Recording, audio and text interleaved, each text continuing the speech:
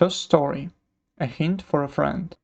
This story took place in the early 00s, in the pre-internet era, when it was considered a special treat to congratulate a person by dialing the radio. And here, a local radio station is broadcasting congratulations. Calls some girl, judging by the voice is quite young. G. Girl. P. Presenter.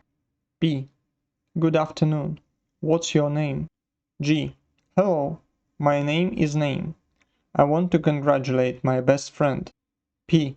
And what do you want to congratulate him on? G. Today is an anniversary of our friendship. P. Whoa, what a milestone. How long have you been friends? G. 6 years. P. That's great. Congratulations from our radio station. What do you wish your friend? G. I want to wish him all the best, to find his love and happiness. Friend Name, be attentive, your soulmate is probably somewhere nearby, and is eagerly waiting for you to pay attention to her. P. Beautiful wishes and words. Name. What song will you be ordering? G. Put in a song by Nirvana. Rape Me. P. With great pleasure. Thank you for the call. Second story. Unity. Friday, 3 p.m. Business Center. Fire alarm goes off.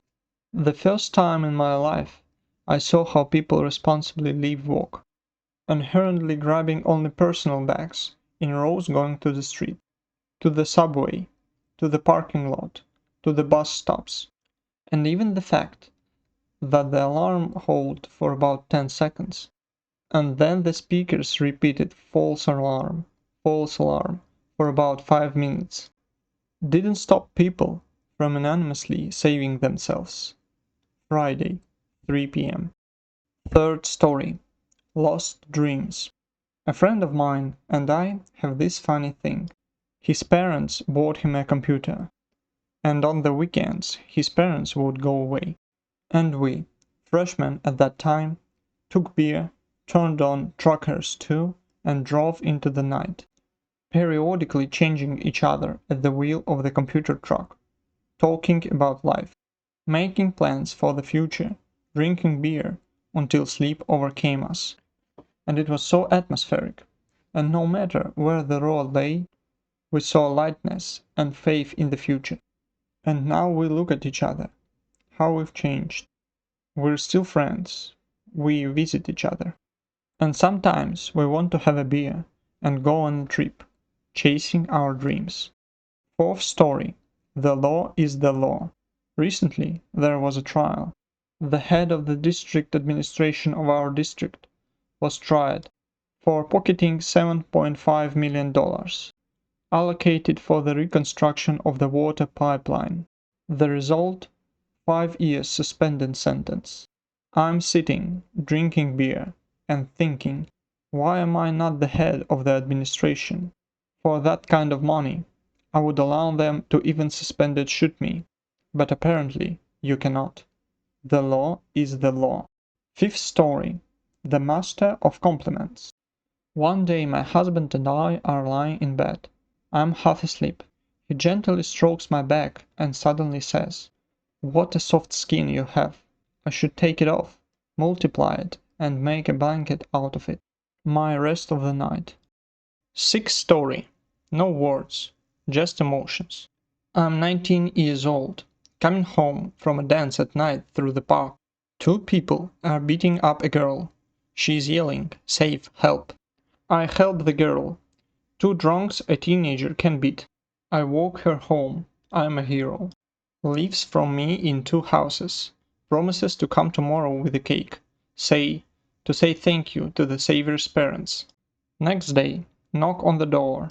On the doorstep, 2 policemen without cake, but with a statement on attempted rape. I slid down the wall. My legs wouldn't hold me. Turns out I'm not a hero, but a rapist who beat up her boyfriend and his friend. They start to sort things out. Pressed in the department. Say, you know what they do to such people in prison, and other fears. I said I'll take a polygraph or whatever. A confrontation with each of them. They all fall apart, and the investigator sees it. They let me go. I didn't file a counter-accusation, for nothing of course, but I was probably more in shock. After that, I don't stand up for anyone. Seventh story. A cigarette butt of doom. A buddy of mine came into my work a month ago. He's smiling. He had a black eye. We said hello. I complimented him on his makeup, said the black eye looked good on him. He laughed and told me a story. He was into paintball and often ordered small things in China. After picking up the next parcel from the post office, he went home and was all in his thoughts. 2 houses before his, he passed under the windows of a high-rise, and felt as on his head something fell. He raised his head, and in the window of the 4th floor saw a man in a t-shirt closing the window. A couple seconds later he felt a burning sensation. The cigarette butt has fallen by his scruff and burned his neck. While he was shaking it out of his jacket, he did a real papoose dance. He checked his jacket, and there was a hole in it, from cigarette butt. He swore a little, decided to find the landlord first, but the door was on the intercom. So he decided that the owner will come out, when he shoots out the window with a paintball gun. And if he didn't, he'd have a nice window. He ran home, loaded the gun hardly, and started his revenge. It was getting evening. The landlord didn't show up. The friend was absorbed in shooting the window, and did not notice how someone came from behind, yanked his shoulder and hit him with the right one. The friend came to his senses and threw himself into the fight. The man who hit him was indignant, and claimed that it was his window, his apartment. The friend immediately confronted him about the sneaky cigarette butt. They got a little stuck. Then they calmed down a bit, clarifying relations. The man said that he had just arrived, and only his wife was at home, and he doesn't smoke at all. Then who was the guy in the t-shirt on the loggia?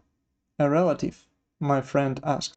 The landlord was immediately suspicious, and asked him to come with him to check. They went to the door, and the landlord opened the door with his key. The body followed.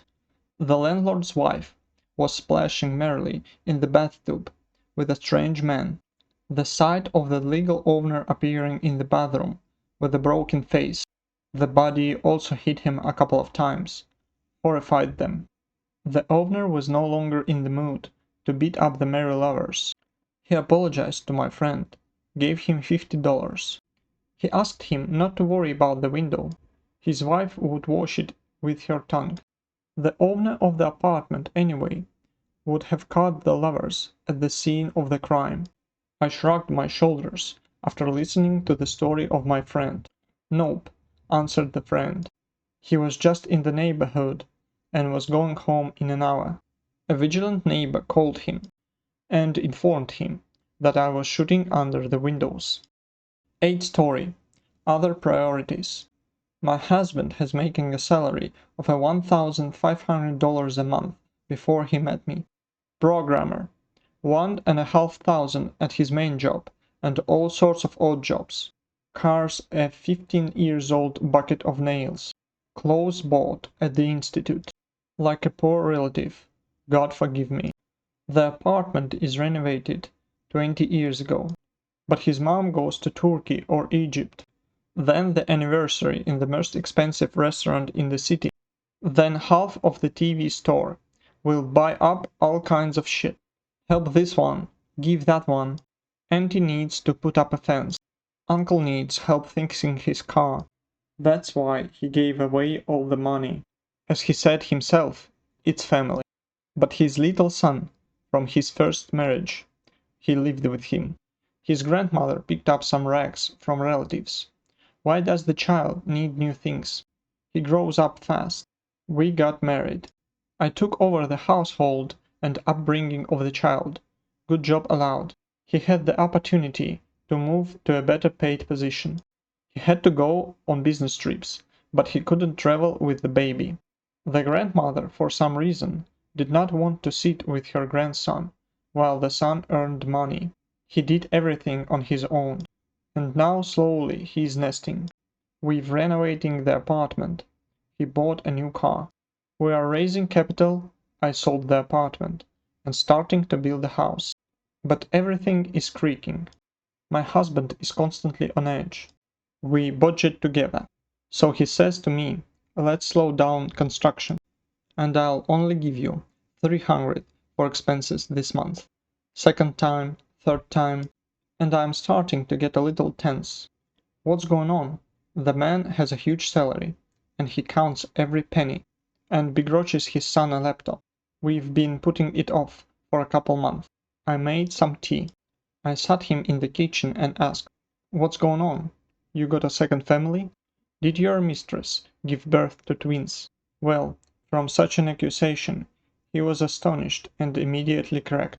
Mom's asking for the one thing, for the second one. And in the summer, she decided to buy another plot of land next to the cottage. We should put it off. She decided to build a house, so she could have a summer house for her relatives to come to. We had a long talk, and finally everything that's been bugging me came out. When I said, how could it be? He's like, it's a family. And that's when it hit me. That's what this is all about. Did your family think that you drive a rusty bucket and drive your son around, while you pay your brother's loan for a new Audi? Did your family ask you if you liked dressing your son up in rags? That was normal when we were kids, in the 90s. Now it's not. Look how happy he is to have nice sneakers, toys, gadgets. Isn't your family FK'd up, going to resorts, while you're on vacation working a second job? Because another aunt needs to fix a fence, and they've taken all your money. FK that family. If you can't send it yourself, tell them your wife confiscates your paycheck. I'll take care of it. I'll tell them the shortest way in the ass. He's been broken for 3 months. Everyone would die without him. He was the one who held everything together. And then there was peace and quiet.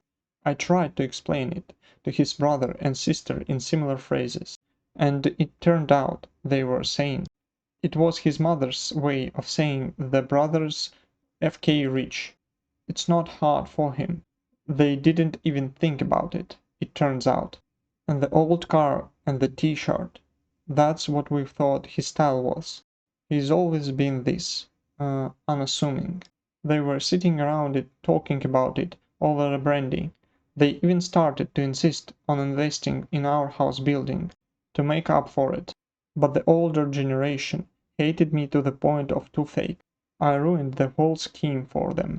During the scandal, his mom even managed to blurt out that she was counting on my salary, like I'd support my husband and my son, and he could give his whole paycheck to his mom, because she needs it more. Like that would be fair. Like that's how it works in their family. Everybody helps everybody. And if my husband, her son, earns the most in the family, he owes everyone the most. And, I mean, I knew people could be FK'd up, but not like this. Thanks for watching. If you enjoyed the video, don't forget to like and subscribe.